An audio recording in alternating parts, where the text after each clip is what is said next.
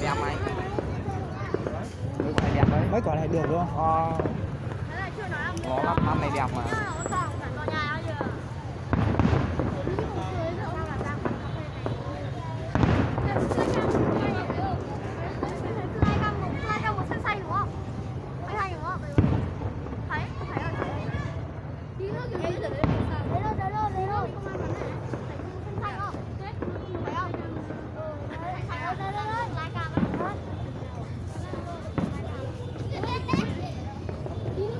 Đẹp mà.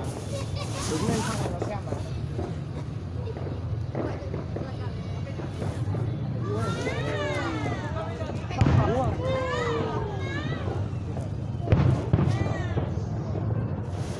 Bắn đẹp nó phải phúc lên không nó rơi như là giọt sương ấy. Nó như giọt sương.